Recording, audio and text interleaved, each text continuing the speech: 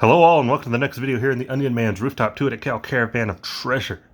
Sometimes barred. The streak continues as it always does, and this is the next issues of Journey into Monthlies. My Midtown order, this is for the month of January. We're back to a semi-regular schedule. I'm sorry, the month of February. Yeah, so awesome. These should be pretty good. I think there's just a couple books missing this month. We'll find out.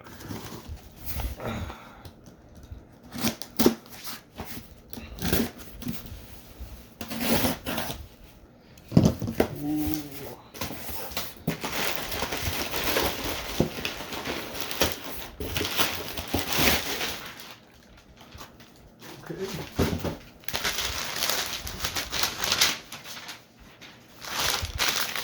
We got our brown Midtown mailer bag. Not a mailer, a bag. Alright. First one up, we have Daredevil, issue 6. I've enjoyed this run of Daredevil for the most part. I do think it's starting to get to a point where I get the whole inner demons thing that we're going with, but like, I don't know, it feels like it's kind of starting to get long. And that's a little disappointing. Hopefully it turns out to be good, but I think if the ending to this first kind of big arc isn't great, I might give up Daredevil, which is interesting. Because since I started collecting comic books in the, kind of mid to late 2000s, up till now, Daredevil's probably the longest running book I got. I know for sure I started getting it monthly when Mark Waid took over in like 2011. And I haven't stopped since, I don't think. So, yeah. That would suck if Daredevil's run in my repertoire ends. John Constantine, Hellblazer, Dead in America, issue 2. I love the first one. I thought the first issue was really good. It makes me confused. I get the Sandman universe is kind of its own new thing, but they say this is like Vertigo, John Constantine. I don't know. I just wish there was a proper canon for this story. Because the Sandman universe Constantine can't be the same one from the New 52, right? Anyway, I've always hated the idea of John Constantine being in the regular DC universe. He just does not fit. And I love that, some characters do. Like, Swamp Thing is a very iconic association of John Constantine. When you think of Constantine, you usually think of Swamp Thing. In terms of, overlapping with a specific character, But I did like the first one, and I think this one should be good too. Reminds me a lot of the old Vertigo Hellblazer. Incredible Hulk number 9. The Hulk series has been pretty solid. I like it. I don't think Kennedy Johnson's... I don't think his run is going to equal Al Ewing's run by any stretch of the imagination, but it's okay. It holds up. Shazam 8. I was really excited in the last issue. I love that we're kind of getting into some Black Adam stuff. I'm wondering how that's going to kind of go in with this right now, because now it looks like it's just it's going to veer off into something else. But I think the next month's has Black Adam. I don't know what's going on. I just feel like it's becoming inconsistent. Okay, here's something new for everybody that I'm kind of excited about. Action Comics number 1062. I decided there should be 2 action... There's the other one. Okay. Hold on, let me flip it around.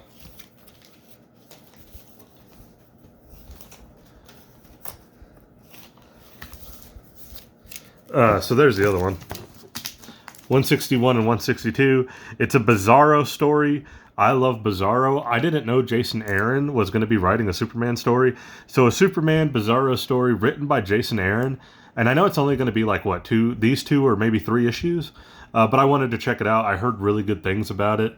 And, which is nice because I feel like we haven't had a truly great Superman story for a while. And it's funny because I feel like this is going to be good, but his Batman thing he's doing kind of sucks. I don't think trying to make Batman an intergalactic barbarian gladiator or whatever was the greatest idea. I don't think Batman works well in space. Let's just be real.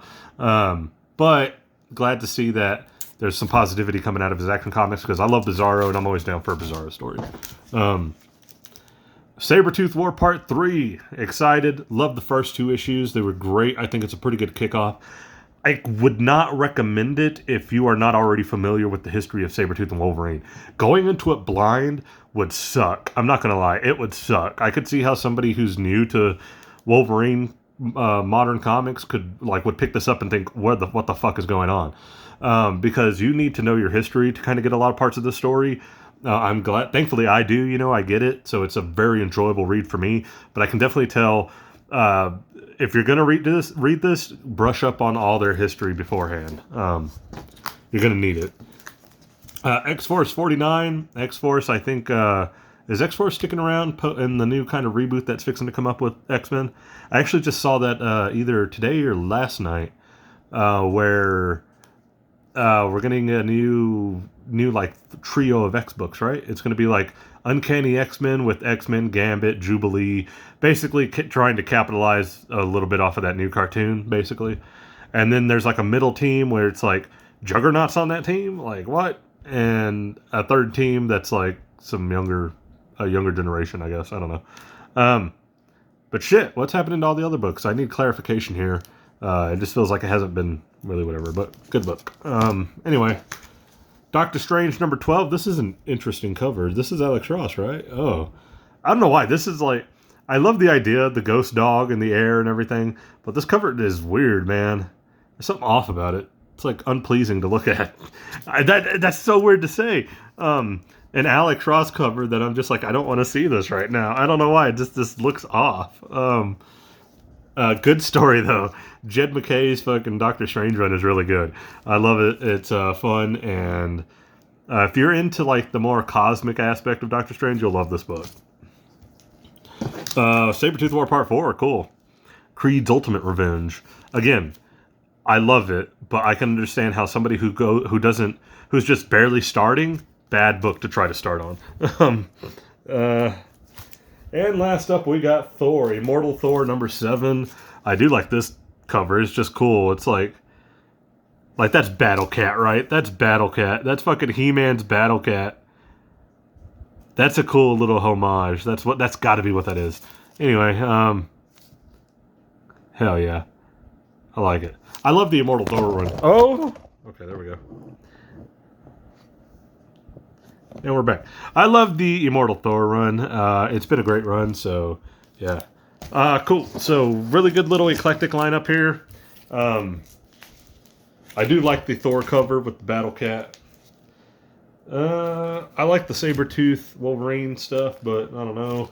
I don't know what is up with that cover. I can't even describe it. I do kind of like the pop kind of throwback to giant size X-Men on this, but I don't think I'm going to pick that. No. I do kind of like the Superman Bizarro background cover, but I don't know if I would go with that. I don't really like Handsome Bizarro. No. No. And definitely not. So we're down to Thor and Hellblazer, and as much as I love the battle, because that's He-Man's Battle Cat that Thor is wrestling there, right?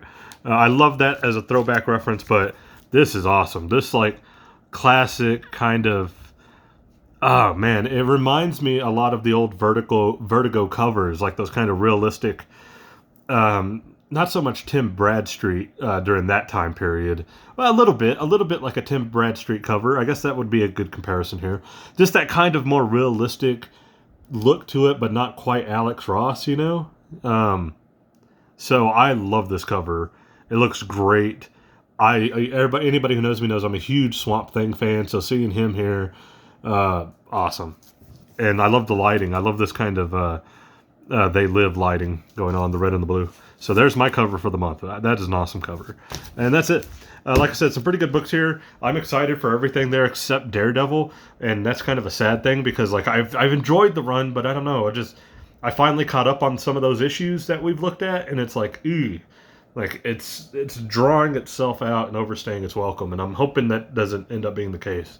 So, because that would suck to drop Daredevil after, God, that 2011 is when Mark Waid took over, and we're in, what, 2024? It would have been around the summer-ish time, September, big launch.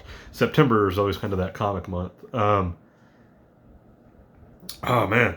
So, yeah, like 23 continuous years, almost, of, I'm sorry, not 23. I don't know why I said 23. 13, like, just consecutive years of help, Daredevil run getting broken up is going to kind of feel weird, I guess, if it does end up being that. So, sorry, I'm having a hard time explaining it. Like, yeah. Anyway, that's it. I like these, so go out and get them. I recommend most of them, except we'll see how Daredevil turns out. And we'll see how Action Comics is, obviously, because that's new. But as series, check them out. That's it for the video. If you like the video, please leave a like, comment, subscribe. You do not have to if you do not want to, but I appreciate anybody who does. And I will catch you guys in the next one.